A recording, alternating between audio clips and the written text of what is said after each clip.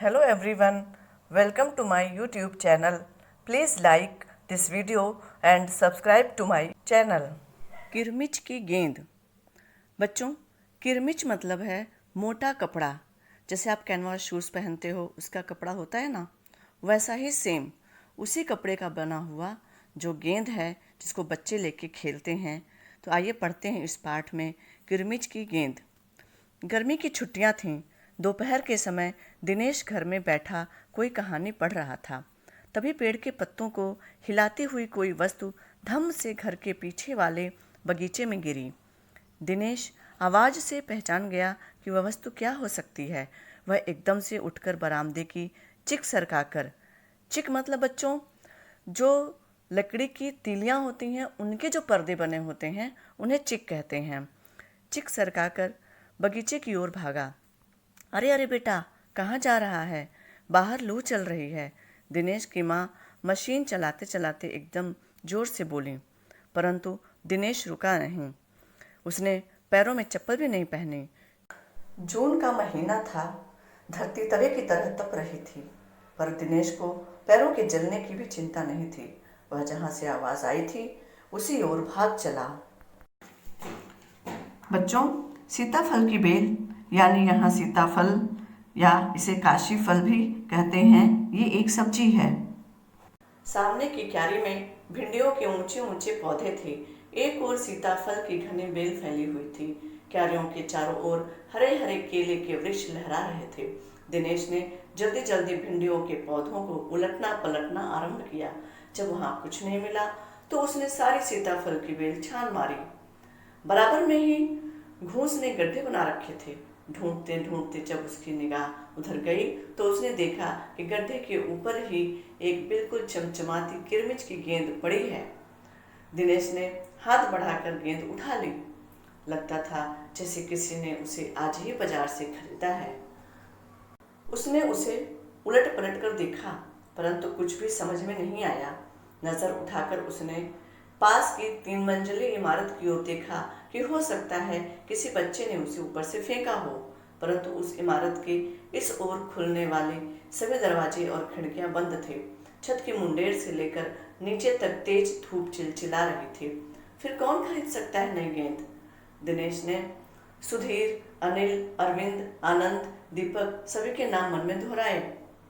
यदि गेंद खरीदी भी है तो इस दोपहरी में इसे नीचे कौन फेंकेगा?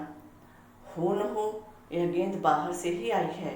उसने सड़क पर बने गोल चक्कर के बगीचे की ओर देखा, परंतु वहां पर केवल 2-4 गायें ही दिखाई पड़ी जो पेड़ों के नीचे सुस्ता रही थीं। उसे ध्यान आया कि जाने कितनी बार अपने मोहल्ले के बच्चों की गेंद क्रिकेट खेलते हुए दूर चली गई और फिर कभी नहीं मिली। एक बार तो एक गेंद एक चलते हुए ट्रक में भी जा पड़ी थी। तभी भीतर से माँ की आवाज़ आई, अरे दिनेश, तू सुनेगा नहीं? सब अपने अपने घरों में सो रहे हैं और तू धूप में घूम रहा है। दिनेश गेंद को हाथ में लिए हुए भीतर आ गया। ठंडे फर्श पर बिछी चटाई पर वह लेट गया और सोचने लगा, भले ही यह गेंद मोहल्ले में से किसी की न हो, परंतु ईमानदारी इसी में है कि एक बार सबसे पूछ लिया जाए। गर्मी की छुट्टियां थीं।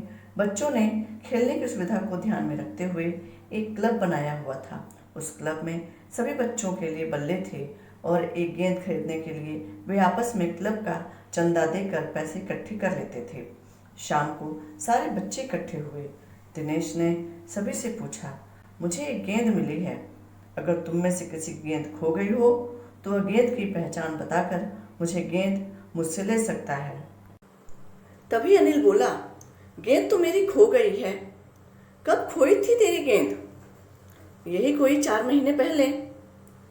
तो वह गेंद तेरी नहीं है, दिनेश ने कहा।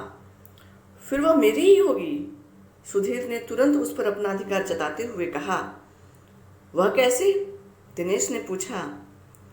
तू मुझे गेंद दिखा दे, मैं अपनी निशानी बता दूंगा। वाह, यह कैसे हो सकता है? दिनेश बोला।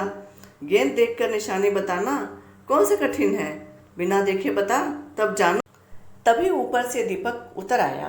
दीपक अपना मतलब सिद्ध करने तथा अवसर पड़ने पर सभी को मित्र बना लेने में चतुर था। गेंद की बात सुनकर दीपक बोला, गेंद मेरी है। कैसे तेरी है? सभी ने एक साथ पूछा। कल ही तो तू कह रहा था कि इस बार तेरे पापा तुझे गेंद लाने के लिए पैसे नहीं दे रहे हैं। मेरी गेंद तो 5 महीने पहले खोई थी, दीपक ने कहा। जब बड़े भैया की शादी हुई थी ना, तभी सुनील ने मेरी छत से गेंद नीचे फेंक दी थी। दिनेश अच्छी तरह जानता था कि यह गेंद दीपक की नहीं है। दीपक की गेंद 5 महीने पहले खोई थी और यह कभी हो ही नहीं सकता कि गेंद 5-6 महीने पहले पड़ी हो और उस पर मिट्टी का दाग भी ना लगा हो। दीपक ने कहा, मैं कुछ नहीं जानता। गेंद मेरी है, वह मेरी है और सिर्फ मेरी ही है। अरे जा, बड़ा आया गेंद वाला। क्या सबूत है कि यह गेंद नीचे फेंकी थी? अनिल ने पूछा। दीपक ने कहा, हाँ सबूत है, मुझे गेंद दिखा दो, मैं फौरन बता दूंगा। दिनेश ने कहा कि झगड़ा बढ़ रहा है। गेंद हथियाने के लिए दीपक सुधीर और सुनील का सहारा ले रहा है। वह जानता था कि यदि गेंद दीपक के पास चली गई तो ये तीनों मिलकर खेलेंगे। अच्छा, मैं गेंद ला रहा हूँ, परंतु जब तक पक्का सबूत नहीं मिलेगा मैं किसी को गेंद नहीं दूंगा, दिनेश ने कहा। गेंद आ गई। दीपक उसे देखते ही बोला, यह मेरी है, यही है मेरी गेंद। यह लाल रंग का निशान मेरी ही गेंद पर था। वाह, सभी गेंदों पर ऐसे ही निशान होते हैं, अनिल ने दिनेश का साथ देते हुए कहा। दीपक ने फिर जोर लगाया, मैं अपने पापा से कहलवा सकता हूँ कि गेंद मेरी है। अरे जा, ऐसे तो मैं अपने बड़े भाई से कहलवा सकता हूँ कि गेंद दिनेश की है, अनिल ने कहा।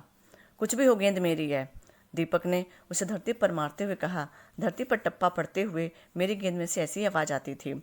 मेरे साथ बाजार चल, दुकानों पर जितनी गेंदें हैं सभी के टप्पे की आवाज़ एक जैसी ही होगी। अनिल ने फिर उसकी बात काट दी। अच्छी बात है, तो मैं इसे सड़क पर फेंक दूंगा, देखूं कैसे कोई खेलेगा। दीपक ने जैसे ही गेंद को सड़क पर फेंकने के लिए हाथ उठाया कि अनिल और दिनेश ने उसे पकड़ लिया। या तो गेंद मुझे दे दो, नहीं तो मैं इसके पैसे सुनील से लूँगा। अब तो सुनील, दीपक और सुधीर का गुट मजबूत होने लगा था। तीनों का ही कहना था कि गेंद दीपक की है और उसे ही मिलनी चाहिए। दिनेश तब तक चुप था। वास्तव में दिनेश का मन उस समय सबके साथ मिलकर उस गेंद को खेलने का कर रहा था। बोला, चलो पहले खेलें। 5 मिनट के भीतर ही खेल आरंभ हो गया। दिनेश बल्लेबाजी कर रहा था। अभी 2-4 बार ही खेला था कि वह चमकदार नई गेंद एकदम जोर से उछली और दरवाज़ा पार कर सड़क पर जाते हुए एक स्कूटर में बनी सामान रखने की जालीदार टोकरी में जा गिरी। स्कूटर वाले को शायद पता भी नहीं चला। तेजी से चलते हुए स्कूटर के साथ गेंद भी चली गई। बच्चे पहले तो चिल्लाते हुए स्कूटर के पीछे भागे, परंतु जल्द ही सब रुक गए। वे समझ गए थे कि स्कूटर के पीछे भागना बेकार है। एक पल के लिए सभी ने एक दूसरे की ओर देखा और फिर सभी ठहाका मारकर हंस पड़े। बच्चों, अब बताओ, इस कहानी में मैंने वाक्य कहाँ छोड़ा? क्या बता सकते हो? अब देखें शब्दों के अर्थ।